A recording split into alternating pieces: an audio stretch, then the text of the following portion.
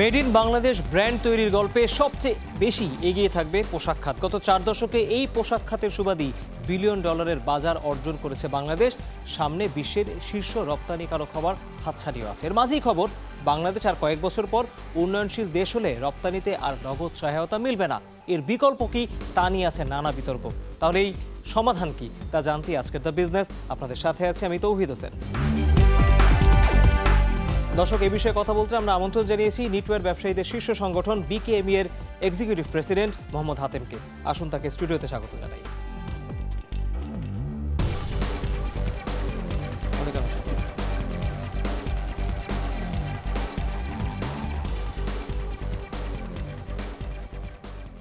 মোহাম্মদ হাতেম, আপনি আমাদের কাছে স্টুডিওতে এসে সময় দিয়েছেন, সেজন্য আপনাকে শুরুতে আমরা ধন্যবাদ জানাতে চাই। ঠিক 1 বছর পরে আমাদের এখানে বসে কথা হচ্ছে। বাস্তবতা অনেকটুকু চেঞ্জ হয়েছে সেটি আমি বুঝি, কিন্তু রিসেন্ট যে ডেভেলপমেন্টটা হয়েছে সেটা হচ্ছে যে রপ্তানিতে নগদ সহায়তা থাকবে না, এমন একটা আভাস আপনারা পেয়ে গেছেন। আমি প্রশ্নটা খুব স্পেসিফিক্যালি করতে চাই, আপনারা সামনে যদি নগদ সহায়তা না পান তাহলে কি হবে, আর এতদিন যে পেয়েছেন তাতে কি লাভ হলো? দেখেন, নগদ সহায়তা এলডিসি গ্র্যাজুয়েশনের পরে থাকবে না, এটা আমরা জানি এবং আমরা এটা মানসিকভাবে আমরা প্রস্তুত। কিন্তু আবার পাশাপাশি এটাও রয়েছে, কিন্তু এলডিসি গ্র্যাজুয়েশনের পরে 3 বছর কিন্তু আমরা এটা পেতে পারি। ডব্লিউটিওর রুলস অনুযায়ী আমরা 29 সাল পর্যন্ত এটা পেতে পারি। তো ধরে নিলাম যে আমরা 29 সাল পর্যন্ত ওই সুযোগ নিব না, তাহলে 26 সাল পর্যন্ত তো আমরা আসি।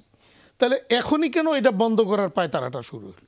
অর্থাৎ এখন এইবার ফেব্রুয়ারি থেকে জুন পর্যন্ত এক ধাপ কমানো হলো, আর এখন জুলাই থেকে আগামী জুন পর্যন্ত আরেক ধাপ কমায়, মানে এরপরে নাই, মানে 25-এই নাই হয়ে যাবে। কারণটা কি? যেই ধাপটা এখন দেওয়া হলো, এই ধাপটা কিন্তু 25-এর জুলাই থেকেও দেওয়া যেত, অথবা 26-এর জানুয়ারি থেকেও দেওয়া যেত, কারণ এরপরে স্টেপ কিন্তু আর নাই। কারণ এখন যেটা দেওয়া হয়েছে এইটাই এখন অনেকে আর আমরা ইন্টারেস্টেড হব না নেওয়ার জন্য। কারণ এত কাঠখড় পুড়িয়ে এত ঝামেলা ফেস করে 1-1.5 বছর পরে গিয়া রপ্তানির পরে 1-1.5 বছর পরে গিয়া এই ইনসেন্টিভ পাওয়ার চেয়ে না পাওয়াই ভালো। তাহলে কি হবে? তাহলে আমরা যেমন, আমি গতকালকে হিসাব করেছি, $10.5 লাখ আমার একটা রপ্তানি আদেশ, তার বিপরীতে আমার যে একটা নতুন বাজারে যাবে, নতুন বাজারে রপ্তানি করলে 2% কিন্তু আছে, এইগুলি সহ ধরে আমি $38,000 মতো পাবো। হয়রেজ আমি যে সুতাটা যদি এখানে না কিনে বিদেশ থেকে কিনি, ইন্ডিয়া থেকে কিনি, তাহলে আমি $43,000 থেকে $44,000 আমি কমে কিনতে পারবো। তাহলে 1-1.5 বছর পরে গিয়ে আমি $38,000 পেয়ে আবার ওখান থেকে 10% আবার সরকার নিয়ে যাবে, তার মানে $35,000, $34,000। আর ওইদিকে আমি $44,000 এখনই পাবো, অর্থাৎ এখনই আমি কেনার সময় কমে এটা আমি কিনতে পারছি। তাহলে আমি কেন এখন যেটা দিল এইটাই আমি কেন নিতে যাব? আমি স্বাভাবিকভাবে আমি যাব না, আমি বিদেশ থেকে আমদানি করব। এটা খুব প্র্যাকটিক্যাল বিষয়টা। তো যারা এই পলিসিটা করেছেন, আমি জানি না তারা এই বাস্তবতাগুলি আমলে নিয়েছেন কিনা। এতে কি হবে? এতে আমার যে লোকাল স্পিনিং মিল, এই স্পিনিং মিলগুলি থেকে যে আমি এতদিন যে বেশি দাম দিয়ে সুতাটা নিয়েছি, এই লোকাল স্পিনিং মিল বা আমাদের দেশের এই ব্যাকওয়ার্ড লিঙ্কেজ ইন্ডাস্ট্রিকে টিকিয়ে রাখার জন্য, সেটা কিন্তু আর হচ্ছে না। তাহলে এই স্পিনিং মিলগুলি যদি বন্ধ হয়ে যায়, তাহলে মার্কেটটা কোথায় যাবে? স্বাভাবিকভাবেই বিদেশে চলে যাবে। আমি সুতার জন্য হয়তো ইন্ডিয়া যাব, আর ফ্যাব্রিক্সের জন্য হয়তো চায়নায় যাব। তখন টোটাল আমাদের এই সেক্টরটাই, যেটা আমাদের এতদিন গর্বের জায়গা ছিল, নিটওয়্যার সেক্টর সর্বোচ্চ ভ্যালু এডিশন করে থাকে মোর দেন 85%, সেই জায়গাটা কিন্তু আর থাকছে না। ফলে আমদানি নির্ভর একটা রপ্তানি শিল্পে কিন্তু এটা পরিণত হবে। সেখানে তাহলে কি দাঁড়াবে? আমার যে এমনিতেই ফরেন কারেন্সির রিজার্ভ কমে যাচ্ছে, এমনিতে আমার ডলার সংকট, তখন কিন্তু এই ডলার সংকট আরও বেড়ে যাবে এবং রিজার্ভটা কিন্তু কমে যাবে। তো এইটা আমি জানি না ওনারা আমলে নিয়েছেন কিনা বা কতটুকু ক্যালকুলেশন করেছেন যারা পলিসি মেক করেছেন। আর এই ক্ষেত্রে হয়তো ওনারা বলতে পারেন যে আমাদের দেশের স্পিনিং মিলগুলি কেন আন্তর্জাতিক বাজারের সাথে তাল মিলিয়ে ওই একই রেটে আমাকে কেন দিতে পারবে না? একই রেট না, আমরা আন্তর্জাতিক বাজারের চেয়ে 5 সেন্ট 10 সেন্ট বেশি হলেও আমরা কিন্তু লোকাল স্পিনিং মিলের হয়তো বেশি 5 সেন্ট বেশি দিয়ে নিব, যেহেতু আমার হাতের কাছে আছে, সহজে পাওয়া যাবে, এই কারণে হয়তো আমরা নিব। কিন্তু এর বেশি হলে তো আমি নিব না। কিন্তু এখন কেন তাদের এর চেয়ে বেশি দিয়ে আমার কাছে সেল করতে হচ্ছে? কারণ হচ্ছে আপনি দেখেন আমরা যেখান থেকে সুতা আনি বা প্রকিউর করি, যদি আমি চায়না এবং ইন্ডিয়া দুইটাকেই আমি আমলে নিই, তাহলে চায়নার নিজস্ব কটন আছে, ইন্ডিয়ারও নিজস্ব কটন আছে, আর বাংলাদেশের কিন্তু কোনো কটন নাই, টোটালটাই আমদানি নির্ভর। তাহলে তার ওখানে আমদানি করতে গিয়ে তার একটু কস্ট বেশি যায়। এরপরে লোকাল ম্যানুফ্যাকচারিং কস্টটা পৃথিবীর যে কোনো দেশের চেয়ে বাংলাদেশে বেশি। কেন বেশি? আমার গ্যাসের দাম অস্বাভাবিকভাবে বেশি, বিদ্যুতের দাম বেশি, শ্রমিকের মজুরি বলেন, সব কিছুতেই শ্রমিকের মজুরি হয়তো বলবেন যে বিশ্বের অন্য দেশে আরও বেশি, না, বিষয়গুলি অনেক টেকনিক্যাল, অনেক বিষয় আছে। যেমন মনে ধরেন যে ম্যান মেশিন রেশিও একটা বিজনেসে আমরা হিসাব করি। বাংলাদেশে একমাত্র দেশ যেখানে ম্যান মেশিন রেশিওর যে ইয়েটা থাকে সেটা বেশি থাকে। অর্থাৎ যেমন ধরি আমাদের ট্রাই বলি, যদি একটা মেশিনে আমার একজন অপারেটর থাকে, সাথে একজন হেল্পার থাকে, পৃথিবীর কোনো দেশে কিন্তু এটা নাই। তাহলে আমার একটা মেশিনের বিপরীতে স্যালারি কত যাচ্ছে? যদি আমি সেটা আমলে নেই, তাহলে আপনি যদি দেখেন Vietnam, India, Pakistan, all others আমার যে প্রতিযোগী কান্ট্রিগুলি আছে, তাদের যদি একজন মেশিন অপারেটরের বা একজন শ্রমিকের মজুরি যদি $150 হয় বা $200 হয়, আমার কিন্তু একটা মেশিনের বিপরীতে $200 উপরে গিয়ে মজুরি পড়তেছে। তাহলে আমাদের দেশে কিন্তু কোনো অবস্থাতেই শ্রমিকের মজুরিও কম সেটা বলা যাবে না। তো ফলে আমাদের ম্যানুফ্যাকচারিং কস্টটা কিন্তু বেড়ে যায়। তো বেড়ে গেলে স্বাভাবিকভাবেই তারা কম দামে আমাকে দিতে পারবে না, বা আন্তর্জাতিক বাজারের সাথে কম্পিটিশন করে আমাকে ওই দামে আন্তর্জাতিক বাজারের দরে সুতারা দিতে পারবে না। ফলে আমাকে কিন্তু যেতে হবে বাইরে। এবার আসেন যে আমি যদি এই সুতাটা বাইরে থেকে আনি, তাহলে আজকে আমাদের যে মানে বাংলাদেশের যে স্পিনিং মিলগুলির হাজার হাজার কোটি টাকার ইনভেস্টমেন্ট, এটা কি ব্যাংক ফেরত পাবে? কোনোদিনই পাওয়ার কোনো আর সুযোগ নেই। তাহলে এত হাজার হাজার কোটি টাকা যদি ঋণ খেলাপিতে পরিণত হয়, তাহলে বাংলাদেশের অর্থনীতিতে এটা একটা বিশাল চাপ কিন্তু তৈরি হবে। এগুলি হয়তো ওনারা আমলে নেন নাই। তো এখন ইনসেন্টিভ আরেকটা যেটা আমার বলা দরকার বলে আমি মনে করছি, আপনাদের নিশ্চয়ই মনে আছে যে 2022 সালের নভেম্বর মাসে ইপিবি রপ্তানির 1 মাসের রপ্তানির তথ্য দিল। বাংলাদেশের ওই সময় পর্যন্ত সর্বোচ্চ রপ্তানির ফিগার $5.09 বিলিয়ন। আমি সাথে সাথে প্রতিবাদ করলাম। আমি বললাম যে এই রপ্তানি আমরা করি নাই, কারা করেছে জানি না, এবং আমাদের সাথে হিসাবে মিলে না। বিজিমির যে ইউডির হিসাব, তার সাথে এই রপ্তানির হিসাব মিলে না। এরপরে কন্টিনিউয়াস কিন্তু আমি এটা প্রতিবাদ করে আসছি, তারা কিন্তু এটাকে আমলে নেন নাই। অপরদিকে এর ফলে এই যে অতিরিক্ত রপ্তানি দেখানো হয়েছে, ফলে আরেকটা অপবাদ আমাদের কিন্তু আরও 2টা অপবাদ আমাদের কাঁধে এসে পড়েছে। একটা হচ্ছে বাংলাদেশ ব্যাংক, আপনারা জানেন যে প্রতিনিয়তই কয়দিন পরই কয়দিন বলছিলেন যে $9 বিলিয়ন আমরা রপ্তানির মূল্য ফেরত আনি নাই, এরপরে বললেন $12 বিলিয়ন আমরা রপ্তানি মূল্য ফেরত আনি নাই। তো যেই রপ্তানিটা হয় নাই, সেই রপ্তানির টাকা আসবে কোত্থেকে? স্বাভাবিকভাবে আসবে না। তো এই অপবাদটা কিন্তু এতদিন ছিল। দ্বিতীয়ত ছিল, অনেকে বলার চেষ্টা করেছেন যে আমরা গার্মেন্টস রপ্তানির আড়ালে বিদেশে টাকা পাচার করি। এই না মানে তো সেটা একটা পাচার। তো তখন এই থেকেও কিন্তু আমরা এখন বাংলাদেশ ব্যাংক যে রপ্তানির ফিগার দিল, তাতে গিয়ে কিন্তু এটা প্রতীয়মান হলো, এবং আমাদের বক্তব্যটাই সত্য প্রমাণিত হলো। এই দায় থেকে আমরা মুক্তি পেলাম। তৃতীয়ত, যেটা সবচেয়ে বেশি ক্ষতিকারক হয়েছে, সেটা হলো এই রপ্তানির ফিগারকে কেন্দ্র করেই কিন্তু পলিসি মেক করা হয়েছে, এবং আজকে যে আমাদের ইনসেন্টিভ উঠে যাওয়া, এটাও কিন্তু ওই রপ্তানির এই ফিগারেরই একটা ফল কিন্তু। ফলে পলিসি মেক যারা করেছেন তাদের কাছেও ভুল তথ্য দেওয়া হয়েছে, রং মেসেজের উপর ভিত্তি করে এই পলিসিগুলি নেওয়া হয়েছে, এবং বাংলাদেশের জিডিপি গ্রোথ বলেন, ক্যালকুলেশন বলেন, অন্যান্য অর্থনীতির অন্যান্য যে যতগুলি সূচক আছে, এই সবগুলি সূচকেরই কিন্তু এই রপ্তানির ফিগারকে কেন্দ্র করে কিন্তু হয়েছে। এখন কি হবে তাহলে? বাংলাদেশ ব্যাংককে ধন্যবাদ যে ওনারা সর্বশেষ যে এটা বের করেছেন, এই জন্য ওনাদেরকে ধন্যবাদ যে ওনারা সত্যিকার ফিগারটাকে নিয়ে আসছেন সামনে। হ্যাঁ, আপাতত দৃষ্টিতে আমাদের কাছে মনে হচ্ছে যে বাংলাদেশ ব্যাংক এখন যেটা রপ্তানির ফিগার দিয়েছেন, এটা আমাদের কাছে মিলে, আমাদের হিসাবের সাথে মিলে। তবে এটা আরও সমন্বয়ের প্রয়োজন, যাচাই বাছাই প্রয়োজন, আরও কোথাও কোনো ভুল হচ্ছে কিনা সেটা যাচাই বাছাই করা ভাতে আমি একটু অ্যাড করতে চাই। বিভিন্ন সময় আপনারাই বিভিন্ন ফোরামে বলেছেন এই ইনসেনটিভ প্রসঙ্গেই যে এটা পেতে অনেক কষ্ট হয়। আরেকটি আলোচনা এখন অনেকেই বলছেন যে এখন তো আমাদের পোশাক খাত অনেক বেশি পরিণত হয়ে গেছে, দেশের 1 নম্বর রপ্তানি খাত, আপনাদের কেন এখনো ইনসেনটিভ লাগবে সেটা নিয়ে অনেকে প্রশ্ন তোলেন। এই দুইটা প্রশ্নের উত্তর একটু দেবেন। কেন ইনসেনটিভ লাগে? 1997 সালের 5 এপ্রিল বাংলাদেশ ব্যাংক এফি সার্কুলারটা দিল প্রথম 25% ইনসেনটিভ দিয়ে। আর এই 25% ইনসেনটিভ দেওয়ার কারণেই কিন্তু আজকে বাংলাদেশের এই ব্যাকওয়ার্ড লিঙ্কেজ ইন্ডাস্ট্রিটা গড়ে উঠেছে এবং নিট সেক্টর স্বয়ংসম্পূর্ণভাবে রপ্তানিতে এগিয়ে যাচ্ছিল। এবং আমাদের যে স্পিনিং মিলগুলি হয়েছে এইটারই ফল কিন্তু আমরা এই ইনসেনটিভ পেয়েই কিন্তু এই স্পিনিং মিলগুলি হয়েছে। এখন আমি যেটা ব্যাখ্যা দিলাম আপনাকে যে কেন এখনও প্রয়োজন, এতক্ষণ যে ব্যাখ্যাটা দিলাম যে আমার লোকাল স্পিনিং মিলগুলিকে বাঁচিয়ে রাখতে হবে, যদি বাঁচিয়ে না রাখি তাহলে আমার লসটা কোথায়? অনেকগুলি লস আমি কিন্তু দেখালাম যে আমার ফরেন কারেন্সি রিজার্ভ কমে যাবে, আমদানি নির্ভর একটা রপ্তানি শিল্পে পরিণত হবে। তারপরে হলো আমাদের যে এই ফরেন কারেন্সির এমনিতেই ক্রাইসিস, তখন দেখা যাবে যে অর্থনীতির মানে অন্যান্য সূচকও কিন্তু এটা। আমি ওইটা একটু জানতে চাই, ইনসেন্টিভটা তো পেতে কষ্ট হয়, এটা না দিলে কি আসলে আপনাদের খুব কিছু যায় আসে? না না, না দিলে ওই যে এই জায়গাগুলি সমস্যা, এই জায়গাটা আমরা হয়তো সেই ক্ষেত্রে আমি বলবো যে ভাই আমার কোনো সমস্যা নাই, কারণ আমার এই ইনসেন্টিভ তো আমি পাই নাই। আমি যে সুতা কিনেছি ওই সুতার কেনার মধ্যে মানে সুতার দামের সাথে স্পিনিং মিল এই সুতাটা নিয়েছে।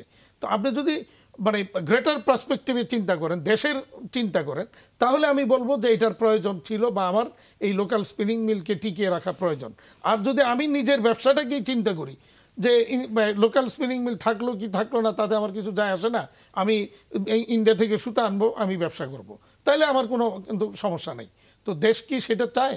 সরকার কি সেটা চায়? এখন বলবেন যে এই এখনও কেন দিতে হবে? আপনি একটা জিনিস যদি দেখেন, আন্তর্জাতিক বাজারে এই বর্তমানে যে সংকটটা চলছে, রাশিয়া ইউক্রেন যুদ্ধ, এর আগে কোভিড গেল, কোভিডটা কিন্তু সরকার অত্যন্ত সফলতার সাথে মোকাবেলা করেছে। কিন্তু আন্তর্জাতিক পর্যায়ে যখন রাশিয়া ইউক্রেন যুদ্ধ, ইসরায়েল যুদ্ধ সহ নানা রকমের অর্থনৈতিক সংকটটা তৈরি হলো, এটা কিন্তু আর আমাদের সরকারের হাতে নাই, আমাদের কারো হাতে নেই। সেটাকে কিন্তু আর আমরা মোকাবেলা করতে পারি নাই বা কন্ট্রোল করতে পারছি না। ফলে আমার একদিকে রপ্তানি আদেশ কম, অপরদিকে আবার যে রপ্তানি আদেশটা দিচ্ছে সেটা প্রাইস কম দিচ্ছে বায়ার, আমি সেই প্রাইসটা মিট করতে পারছি না। আবার যেতটুকু আমি রপ্তানি আদেশ নিচ্ছি এটা সময় মতো আমি দিতে পারছি না। সময় মতো কেন দিতে পারছি না? আপনি যদি দেখেন গ্যাস সংকট গত 2-3 বছর যাবৎ আগের চেয়ে অনেক গুণ বেড়েছে সংকটটা। গ্যাস নাই, আগে এক সময় হয়তো আমরা মানে সমস্যাগুলি কম ছিল, দিনে হয়তো প্রেশার কম থাকতো কিন্তু গ্যাস পাওয়া যেত, রাতে গিয়ে প্রেশারটা ভালো পাইতাম। একটা সময় আসলো দিনে পাইতাম না, রাত্রে পাইতাম, এখন দিন রাত কখনই পাই না আমরা গ্যাস। ফলে এখানে যে রপ্তানি আদেশটা আমরা পাচ্ছি এইটাও আমরা সময়মতো রপ্তানি করতে পারছি না। এদিকে আপনার বিদ্যুতের দাম প্রতি মাসে বাড়ছে, আপনার ব্যাংকের ইন্টারেস্ট রেট বেড়েছে, এর ফলে আনুষঙ্গিক সকল প্রকার দ্রব্যের মূল্য বেড়ে গেছে। আমাদের যে যোগানগুলি সব জায়গায় আমার কিন্তু অতিরিক্ত মূল্য দিতে হচ্ছে। আবার আমার শ্রমিকের মজুরি বেড়েছে। তো সব কিছু মিলে যখন বাড়লো তখন তো আন্তর্জাতিক বাজারে আমি কম্পিটিটিভনেসটা আর ধরে রাখতে পারছি না। প্রতিনিয়ত আমাকে কস্টিং প্রাইসের নিচে আমি অর্ডার নিতে বাধ্য হচ্ছি এবং তা দিয়ে আমি কিন্তু প্রতিদিন লস করছি, প্রতি মাসে লস করছি, প্রতি বছর লস করছি। তো কোথাও কিন্তু কোনো ভালো সংবাদ নেই। এদিকে এনবিআর আমাদের কাছ থেকে এত বড় সংকটের মধ্যেও আমার কাছ থেকে 1% করে তারা কেটে নিচ্ছে এআইটি, যেটাকে তারা ফেরত আর সমন্বয়ের কোনো ব্যবস্থা রাখে নাই। অর্থাৎ এইটাও আমি মনে করি যে আমার টোটাল রপ্তানি মূল্যের উপরে অর্থাৎ এফওবি ভ্যালুর উপরে 1% ট্যাক্স নিয়ে যাওয়া, এটা চরম অন্যায়, চরমভাবে আমি এটার নিন্দা জানাচ্ছি। এটা কোনোভাবে হতে পারে না। এইভাবে এই ইন্ডাস্ট্রিকে ধ্বংস করে দেওয়া হচ্ছে। আমি জানি না ওনারা কি হিসাব করেন তাতে। আমরা বহুবার বলেছি এই প্রেক্ষাপটে 1% এআইটি কেটে নেওয়া বা এটা একটা বিলাসিতা ছাড়া আর কিছুই নয়। আমরা এই নগদ সহায়তার বিকল্প আপনার কেন নগদ সহায়তার উপর আমাদেরকে নির্ভর করতে হচ্ছে বা হবে এখনো, এর কারণ নানাবিধ কারণ রয়েছে। আমরা কি বিরতি নিব? বিরতির পর ফিরে এসে যেসব অল্টারনেটিভ নিয়ে এখন ভাবা হচ্ছে সেটি নিয়ে আমরা আপনার মতামত জানবো। দর্শক, একটি বিরতির পর খুব দ্রুত ফিরবো, আমাদের সাথেই থাকুন। দর্শক আবারও স্বাগত, আপনারা দেখছেন দ্য বিজনেস। আমাদের সাথে স্টুডিওতে আছেন বিকেএমই এর এক্সিকিউটিভ প্রেসিডেন্ট মোহাম্মদ হাতেম। আমরা কথা বলছিলাম যে অল্টারনেটিভগুলো কি হবে নগদ সহায়তা যদি না থাকে। বেশ কিছু অল্টারনেটিভ নিয়ে এই মুহূর্তে আলোচনা চলছে। বিদ্যুৎ ও জ্বালানির ক্ষেত্রে কিছুটা ছাড় দেয়া, বিলের ক্ষেত্রে অন্যান্য পরিবেশ বান্ধব অবকাঠামো তৈরি করলে কর রেয়াত দেয়া, নানা ধরনের প্রস্তাবনা রয়েছে। আপনারা এগুলোর সাথে একমত কিনা, আপনারা এরই ভিতরে এগুলো শুনেছেন? এক, দ্বিতীয়ত হচ্ছে আমরা তো দেখি আমাদের যারা কম্পিটিটর দেশ রয়েছে বা অন্যান্য অনেক উন্নয়নশীল দেশ রয়েছে, তারাও অনেক ধরনের ইনসেনটিভ দেয়। সেরকম কোনো এক্সাম্পল আমরা এখানে সামনে আনতে পারি কিনা? দেখেন, আমরা কিন্তু গত জানুয়ারির 30 তারিখ যখন সার্কুলার দেওয়া হঠাৎ করে ইনসেন্টিভটা বন্ধ করে দিল। বন্ধ বলতে ওনারা একদিকে বলেছেন কমিয়ে দেওয়া হয়েছে, আরেকদিকে পাঁচটা এইচএস কোড দিয়ে বলেছেন যে এই 5টা এইচএস কোডের রপ্তানির বিপরীতে কোনো নগদ সহায়তা থাকবে না। তার মানে সেখানে একটা কৌশলে সেখানে একটা অনেকটা প্রতারণার মতো কাজ হয়েছে। 5টা এইচএস কোডে কিন্তু আমাদের ম্যাক্সিমাম রপ্তানি। তো তার মানে কি ওইটার মধ্যে আপনি ইনসেন্টিভ বন্ধ করে দিলেন, আবার আরেকদিকে বললেন আপনি কমাই দিয়েছেন। তখন আমরা এটা নিয়ে সরকারের সাথে বসলাম, অর্থ মন্ত্রণালয়, বাণিজ্য মন্ত্রণালয়, সবার সাথে আমরা ইস্যুটা আলোচনা করলাম এবং আমরা তুলে ধরলাম যে ইন্ডিয়ার মতো দেশ, অর্থনৈতিকভাবে এত সমৃদ্ধ দেশ, চায়নার মতো দেশ, ভিয়েতনামের মতো দেশ, যারা অনেক আগেই এলডিসি থেকে অনেক আগেই বের হয়ে গেছে, তারা তাইলে কিভাবে দেয়, কি কি ফ্যাসিলিটি তারা সেখানে দেয়, এগুলি কিন্তু আমরা বর্ণনা তুলে ধরেছি। যেমন আমি যদি বলি যে ইন্ডিয়ার 7টা রাজ্যকে সরকার নির্ধারিত করে দিয়েছে এবং সেখানে ডেভেলপ স্ট্রাকচার মানে ল্যান্ড ডেভেলপ করে সব কিছু রেডি করে ব্যবসায়ীদেরকে আমন্ত্রণ জানাচ্ছেন সেখানে ইনভেস্ট করার জন্য। ইনভেস্ট করতে গেলে প্রথমে যেই কাজটা, ল্যান্ডটা কিনতে হবে। ল্যান্ড ক্রয়ের ক্ষেত্রে যে ওই রেজিস্ট্রেশন চার্জ ওইটা মাপ। দ্বিতীয়ত হলো যে আপনি ল্যান্ড কিনে যখন ইন্ডাস্ট্রি করবেন, ইন্ডাস্ট্রি করতে ব্যাংক থেকে যত লোন নেবেন, কিছু রাজ্যে 40%, কিছু রাজ্যে 30% সরকার ওই লোনের টাকা ফেরত দিবে। অর্থাৎ আপনি যদি 100 কোটি টাকা ইন্ডাস্ট্রিতে ইনভেস্ট করেন, ব্যাংক থেকে লোন নেন, তাহলে এর 40 কোটি টাকা অথবা 30 কোটি টাকা সরকার 5 বছরে এটা পরিশোধ করবে। আবার ওই ওই ওই রাজ্যগুলিতে আপনি যে শ্রমিক নিয়োগ দিবেন ইন্ডাস্ট্রিতে, সেই শ্রমিকের মজুরির, পুরুষদের মজুরির 5,000 রুপি করে, মহিলাদের মজুরির 6,000 রুপি করে সরকার দিবে আপনাকে প্রতি মাসে। এটা 5 বছর দিবে। এরপরে বিদ্যুৎ বিলে ছাড় দেওয়া আছে, তারপরে ব্যাংক ইন্টারেস্ট রেটও ছাড় দেওয়া আছে। এরকম নানা রকমের সুবিধা কিন্তু সেখানে দেওয়া আছে। ফাইনালি যখন আপনি রপ্তানি করবেন, সেই রপ্তানির বিপরীতে আপনাকে রপ্তানি ভ্যালুর উপর 3.88% অথবা, এবং সেটা সরাসরি 3.88% অথবা 11 rupee per KG, which is lower, সেইভাবে আপনাকে একটা মানে সহায়তা সরকার দিচ্ছে, একটা বন্ড দিবে। মনে করেন আপনি 1 লক্ষ কেজি সুতা রপ্তানি করলেন, তাহলে 11 রুপি করে আপনি 11 লক্ষ টাকার একটা বন্ড কাগজ পাবেন। এই কাগজটা দিয়ে আপনি সরকারের আপনার পরবর্তীতে আমদানি রপ্তানি বা মানে সরকারের যে কোনো খাতে যদি আপনার কোনো টাকা দিতে হয়, ওইটা আপনি ইউজ করতে পারবেন। সে মনে করেন আপনার কোনো কিছু নেই, তাহলে অন্য যে কোনো কমার্শিয়াল ইম্পোর্টার এইটাকে আপনার কাছ থেকে এই বন্ড পেপারটা কিনে নিয়ে গিয়ে সেও এটাকে ইউজ করতে পারবে। তো এরকম নানা রকমের ফ্যাসিলিটি কিন্তু সেখানে রয়েছে। ভিয়েতনামেও কিন্তু এই ধরনের বিদ্যুৎ বিলে বা গ্যাস বিল, বিদ্যুৎ বিল ইত্যাদিতে নানাভাবে ছাড় দেওয়া রয়েছে। তারপরে চায়নাতে কিন্তু এরকম দেশীয় উপকরণ ব্যবহার করে যদি রপ্তানি করে সেখানে এক রকমের সুবিধা, আর আমদানি করলে সেটা আরেক রকমের সুবিধা সেখানেও কিন্তু এরকম দেওয়া আছে। তো সব দেশেই কিন্তু এই সুবিধা কিন্তু বহাল আছে। কিন্তু দুর্ভাগ্যজনক হচ্ছে আমাদের যে নগদ সহায়তা এতদিন দেওয়া হয়েছে সেটা কন্টিনিউয়াসলি কিন্তু এটাকে ছোট করে নিয়ে আসা হচ্ছে এবং বন্ধ করে দেওয়া হচ্ছে। কিন্তু বিপরীতে কোনো সুবিধা কিন্তু আমাদের দেওয়ার নাম এখনও ওনারা নেন নাই বা আলোচনা করেন নাই। এখন কি হইতে পারে আমাদের এখানে? আমাদের এখানে এরকম বিদ্যুৎ বিলে ছাড় দেওয়া যাইতে পারে, গ্যাস বিল অস্বাভাবিকভাবে গ্যাস বিলটা বাড়িয়ে নেওয়া হয়েছে, সেখানে একটা ছাড় দেওয়া যেতে পারে। কারণ সেখানে কিন্তু আইএমএফের কোনো নিষেধাজ্ঞা থাকবে না বা WTO রুলসের কোনো মানে ব্যত্যয় ঘটবে না। তারপরে ডলারের, যেমন মনে করেন আমরা যে এক্সপোর্ট করার পর 20% আমরা ডলার আমরা পারচেস করে টাকা নিই, সেই 20%-এর উপরে একটা সেপারেট রেট দিতে পারে, 5 টাকা, 7 টাকা, 10 টাকা, এরকম একটা রেট হতে পারে যে এখানে এই পার্টটুকু মানে নর্মালি 117 টাকা রেট আছে, আর আমাদেরকে ওই 20%-এর রেটটা দিবে 10 টাকা বেশি, তাহলে 127 টাকা দিল। এরকম নানাভাবে এখন এটা সরকার কি দিবেন, কিভাবে দিবেন, সেটা নিয়ে হয়তো আমাদের সাথে আলোচনা করলে, বসলে হয়তো সেটা আমরা বলতে পারি। কিন্তু ওনারা কেউ কিন্তু এটা নিয়ে আমাদের সাথে আর বসছেন না বা আলোচনা করছেন না, একতরফা এটা প্রত্যাহার করছেন।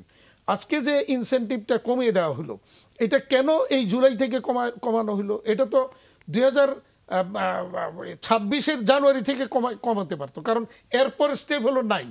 সেটাই, আমি একটি বিষয় একটু জোরে দিতে চাই, সেটা হচ্ছে যে আপনারা সবসময় যখন কথা বলছেন, অনেক গবেষকদের সাথে আমরা কথা বলেছি ইস্যুটি নিয়ে, তারা একটা কথা বলেছেন যে বিকল্প অন্য কোনো জায়গা থেকে অর্থের উৎস নিশ্চিত করা যায় কিনা আপনাদের বিনিয়োগের জন্য বা ব্যবসায় ফ্যাসিলিটিসের জন্য, সেটা নিয়েও তারা কথা বলেছেন। ব্যাংকের ইন্টারেস্ট রেট বেড়ে গিয়েছে, সেটি যেমন তারা রিয়েলাইজ করছেন। পুঁজিবাজার থেকে আপনারা আসলে টাকা তুলে নিতে পারেন কিনা বিনিয়োগের জন্য, সেটি নিয়েও এখন আলোচনা হচ্ছে। এই অল্টারনেটিভগুলো নিয়ে কি আপনারা ভাবেন? এখন তো ভাবতে হবে, কারণ না ভাবলে তো আর উপায় নেই। কারণ যে আমরা যারা এই ট্রেডে একবার ঢুকে পড়েছি, this is one way route, back করার কোনো রাস্তা খোলা নেই, আমরা ফিরে আর যেতে পারবো না, মানে আনটিল ডেথ। মানে দুইটা জিনিস হবে, একটা হচ্ছে আমার এই ইন্ডাস্ট্রি বন্ধ হয়ে যাওয়া মানে ডেথ, ওই ডেথ পর্যন্ত আমাকে হয়তো যেতেই হবে। একটা পর্যায়ে গিয়ে ব্যাংক হয়তো আমার সব ফ্যাসিলিটি বন্ধ করে দিবে, আমি ঋণ খেলাপিতে পরিণত হব, আমার বিরুদ্ধে হয়তো তখন মানে জেল, জুলুম, মামলা, মোকদ্দমা ইত্যাদি চলবে। মানে এইভাবে আলটিমেটলি পরিণতি আমরা যা এখন দেখতে পাচ্ছি সামনে, এই পরিণতি দাঁড়াবে এইটাই, এছাড়া আর কোনো পরিণতি আমি দেখছি না। কারণ কারো পক্ষেই এই বোঝা ফেরত দেওয়ার কোনো সম্ভাবনা নেই। আপনারা যদি মনে থাকে, আমি কিন্তু মিডিয়াতে কন্টিনিউয়াস কথাটা বলেছিলাম, ডলারের রেটের যে হেরফেরটা হইলো, অভিন্ন চালু করার ভিন্ন রেট হইলো, তাতে গিয়ে যে 10 টাকা 12 টাকা পর্যন্ত, কখনো 15 টাকা পর্যন্ত আমাদের অতিরিক্ত দিতে হইলো বাইং এবং সেলিং এর ক্ষেত্রে গিয়া, এতে যেই লসটা আমাদের হয়েছে, এই লসের দায়টা কে নেবে? আমি তখন বাংলাদেশ ব্যাংকের গভর্নর মহোদয়কেও বলেছিলাম যে এই দায়টা আমরা নিতে পারবো না। কিন্তু আলটিমেটলি এখন কিন্তু এই দায় কিন্তু আমাদের উপর বর্তাচ্ছে, ব্যাংকগুলি আমাদেরকে চাপিয়ে দিচ্ছে।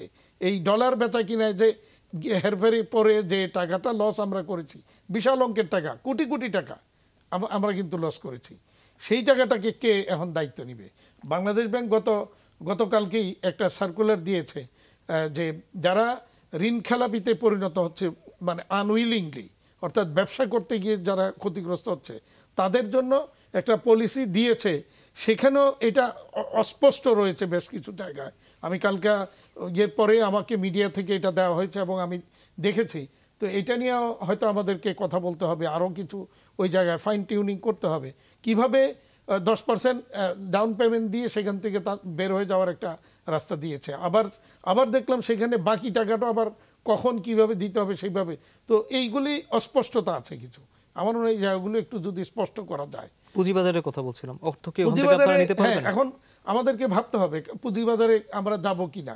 কিন্তু পুঁজিবাজারে যেতে হলেও অনেক ইন্ডাস্ট্রি কিন্তু এখন আর যেতে পারবে না, কারণ হচ্ছে যারা অলরেডি আইসিইউতে চলে গেছে, যে ইন্ডাস্ট্রি, অর্থাৎ যারা অলরেডি বিশাল চাপে রয়েছে এবং যাদের হয়তো ব্যাংকে অনেক দেনা হয়ে গেছে, তার যখন অ্যাকাউন্টস দিবে তখন পুঁজিবাজারে ওইটা খুব একটা যেতে পারবে না। তো ফলে অনেকে যেতে পারবে না।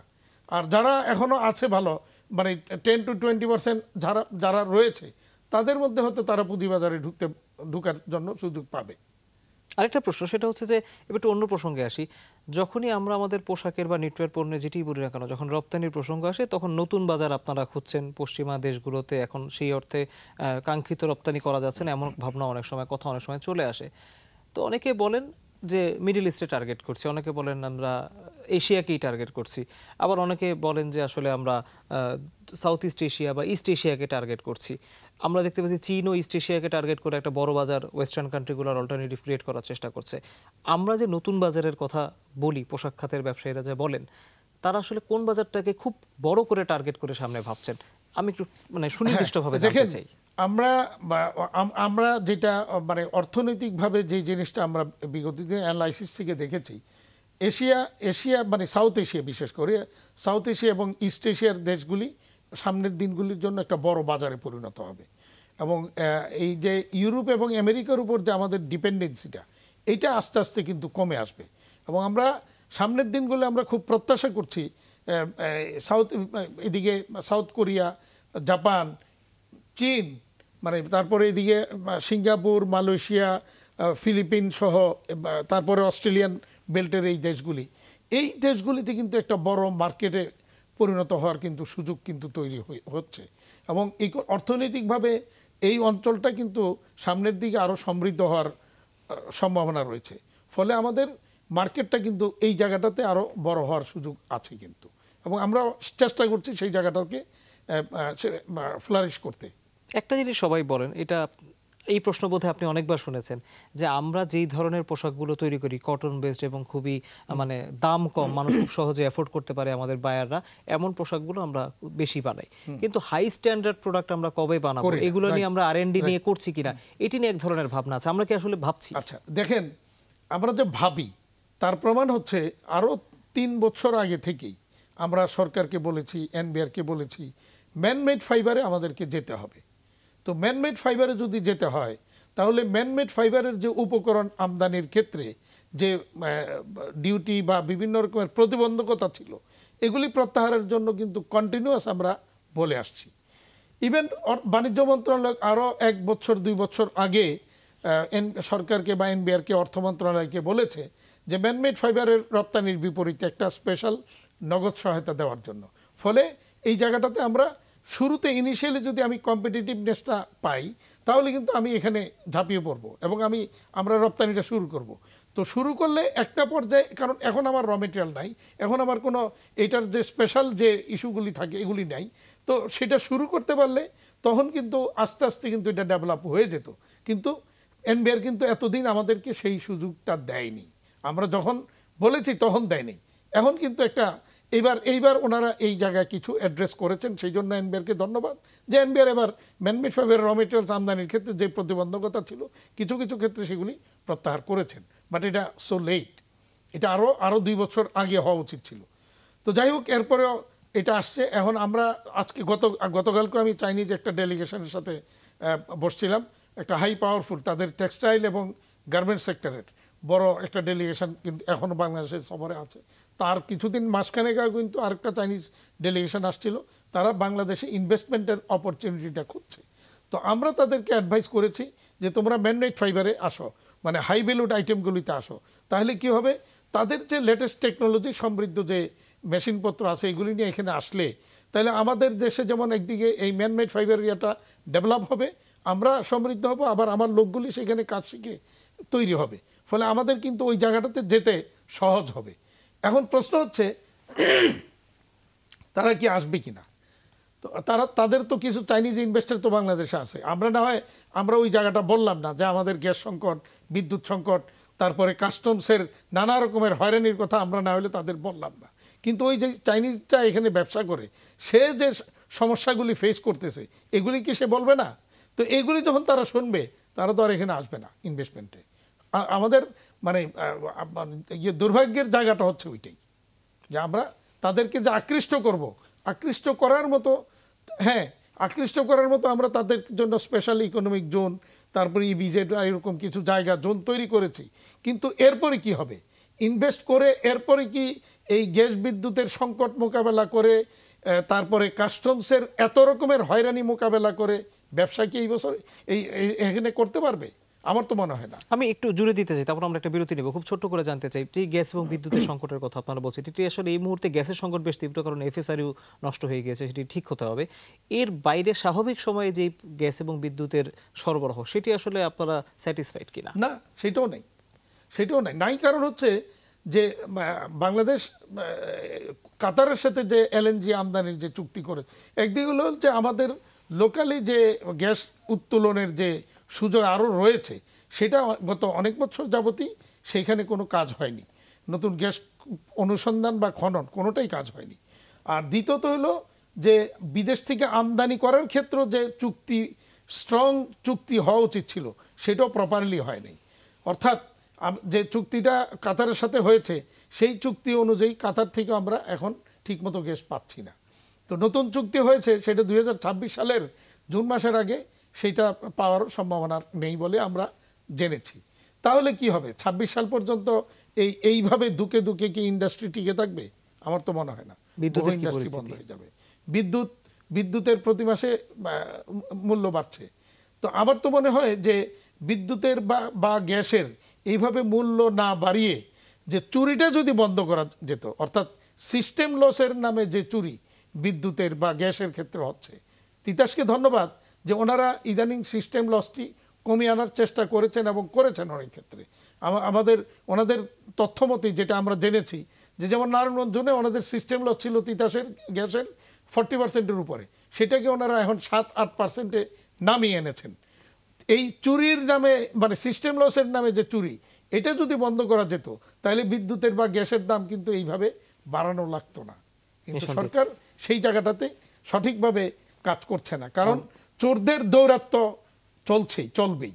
আমরা আরেকটি বিরতি নিব, বিরতির পর ফিরে এসে আমরা আপনার কাছ থেকে আপনার সম্বন্ধে আরো কিছু তথ্য জানবো। দর্শক, একটি বিরতির পর খুব দ্রুত ফিরছি, আমাদের সাথেই থাকুন।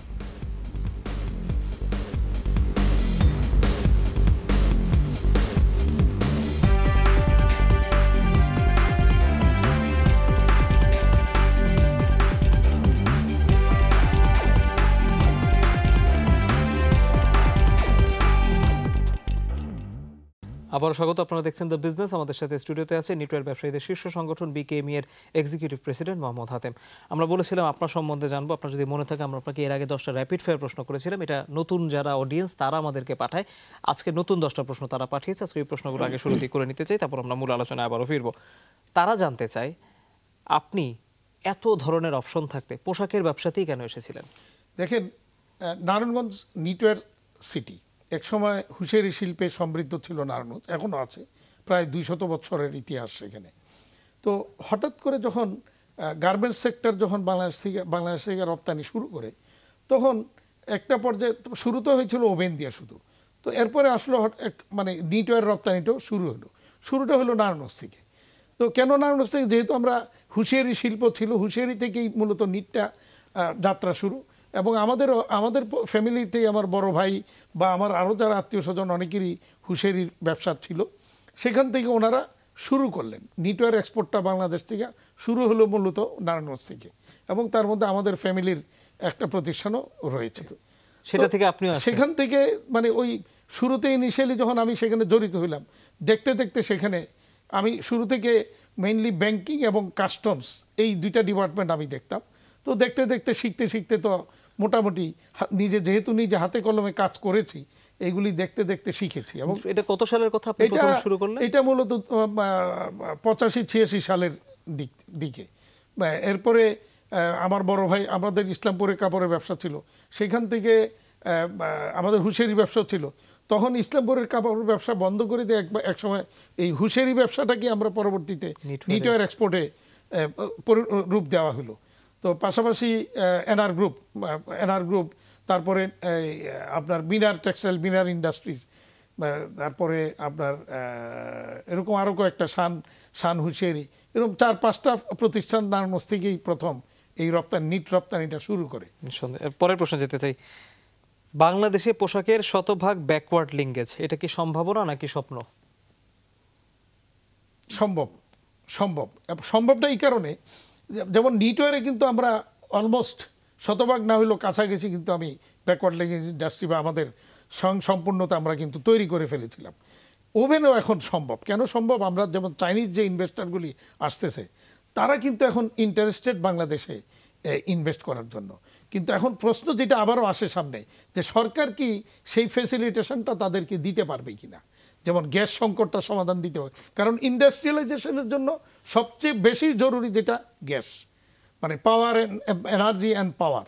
তো সেইটা যদি সরকার এনশিওর করতে পারে, তাহলে কিন্তু চাইনিজ ইনভেস্টার এখানে আসবে। এবং যেই গ্যাপটা আমাদের এতদিন যাবত আমরা বয়ে বেড়াচ্ছি, অর্থাৎ ওভেনে আমাদের ব্যাকওয়ার্ড লিঙ্কেজ ইন্ডাস্ট্রি বা ফেব্রিকেশনটা আমরা এখনও তৈরি করতে পারি নাই। ওভেনে এখনও আমাদেরকে 60-70% ইম্পোর্টের উপর ভিত্তি করেই রপ্তানি করতে হয়েছে। তো সেই জায়গাটাতে যদি আমরা একটা সম্পূর্ণতা আনতে পারি, তাহলে কিন্তু সম্ভব তখন আমাদেরকে টোটালি এই আমদানি ছাড়া, হ্যাঁ সেই ক্ষেত্রে হয়তো শুধু আমদানিটা হবে, ফাইবারগুলি আমদানি আমাদেরকে করতে হবে। এবং একটা পর্যায়ে যদি আমি মানে ম্যানমেড ফাইবার উৎপাদনের জন্য র মেটেরিয়ালস এখানে আমরা করতে পারি, তাহলে সেখানে সেইটারও হয়তো আমরা স্বয়ংসম্পন্নতা হতে পারে এবং ভ্যালুয়েশন সেখানে বাড়তে পারে। ওকে, তৃতীয় প্রশ্নে যেতে চাই। আপনি যদিও কিছুক্ষণ আগে এটি নিয়ে কথা বলতেছিলেন, কিন্তু আমি ফিউচারটা জানতে চাই, ঠিক 10 বছর পরে আসলে কোনটির ভবিষ্যৎ বাংলাদেশে ভালো হবে, রেগুলার কটন নাকি ম্যানমেড ফাইবার? ম্যানমেড ফাইবার, কারণ ওয়ার্ল্ড মার্কেটে এই মুহূর্তে যদি আপনি দেখেন ম্যানমেড ফাইবারের পোশাকের ডিমান্ড হচ্ছে মোর দেন 70%। কেন বললাম? কারণ আমাদের দেশটা আবার রেগুলার কটন প্রোডাক্টের জন্য বেশি সমৃদ্ধ, সেটাই আমরা ধরে রাখবো কিনা সেজন্য প্রশ্ন। আমরা কটনে আমরা কিন্তু ওয়ার্ল্ডের মধ্যে কটনে খুব strong, G. But man-made fibre আমরা এখনো মানে অনেক অনেক পিছিয়ে। চতুর্থ প্রশ্ন, কোনটির বাজার সামনে দাপট দেখা পাবে, নিট, ওভেন নাকি সোয়েটার? নিট। ওকে, পরের প্রশ্ন, ইউরোপের পর বাংলাদেশি পোশাকের সবচেয়ে সম্ভাবনাময় বাজার কোনটি? Asian market. এশিয়ান মেইনলি আমরা যেটা মনে করি যে চায়না সহ জাপান, সাউথ কোরিয়া, চায়না বা এদিকে Singapore, Malaysia, Philippines, even Thailand, এই জোনটা কিন্তু সামনের দিনগুলি কিন্তু বড় মার্কেটে পরিণত হবে, এবং মিডল ইস্টের কান্ট্রিগুলিও। ওকে, পরের প্রশ্ন যেতে চাই, 6 নম্বর প্রশ্ন। নতুনরা জানতে চায় ব্যবসায় স্মার্ট ডিসিশন নেওয়ার সহজ কৌশল কি? স্মার্ট ডিসিশন নেওয়ার সহজ কৌশল কি? স্মার্ট ডিসিশন নেওয়ার সহজ কৌশলটা হলো, মানে এই ক্ষেত্রে আমরা একটা ইন্টারমিডিয়েট একটা ইংরেজি প্রবন্ধ পড়েছিলাম, 3 কোশ্চেন্স, সেটা মনে পড়ে গেল। কারণ হচ্ছে 3 কোশ্চেন্সটা ছিল, রাজা হারমিটের কাছে গিয়ে 3টা প্রশ্ন করেছিল যে which is the important work for me, important time for me and important person for me. তো হারমিট তাকে উত্তর দিয়েছিল যে ইম্পর্টেন্ট টাইম হচ্ছে এখন তুমি যে আসছো এটা হলো ইম্পর্টেন্ট টাইম, যে কাজটা নিয়ে আসছো এটা ইম্পর্টেন্ট ওয়ার্ক, আর তুমি নিজে ইম্পর্টেন্ট পার্সন। এটা বলার উদ্দেশ্য হচ্ছে যখন যেই কাজটা তুমি করবে এটাকে সর্বাধিক গুরুত্ব দিয়ে করবে। তো তাইলে স্মার্ট ডিসিশনের ক্ষেত্রে ব্যাপারটা এরকমই হবে, ওই সময়টাকে কাজে লাগানো। আদারওয়াইজ সময়ের সাথে যদি মানে ডিসিশন যদি নিতে বিলম্ব হয় তাহলে কিন্তু পিছিয়ে যেতে হয়। 7 নম্বর প্রশ্ন, আমিও জানতে চাই, অনিশ্চয়তা নিয়ে প্রস্তুতির সবচেয়ে সহজ কৌশল কি? অনিশ্চয়তা, আনসার্টেনিটি আছে বিজনেস, কি করবে? অনিশ্চয়তা নিয়ে প্রস্তুতি নিতে হলে তাকে কনসেন্ট্রেট করতে হবে, তাহলে তাকে সিদ্ধান্ত নিতে সে মানে সুবিধা পাবে, সে তখন তার প্রপার ডিসিশনটা নিতে পারবে তখন। ওকে, 8 নম্বর প্রশ্ন, এই কাজটা আপনারা অনেক বেশি করেন, এজন্য জানতে চাই কিভাবে ভালো সেলসম্যান হওয়া যায়? অনেস্টির সাথে নিজেকে তুলে ধরা, নিজের প্রোডাক্টকে তুলে ধরা অনেস্টির সাথে। সেখানে কোনোভাবেই 2 নম্বরই কিছু বলা যাবে না, করা যাবে না।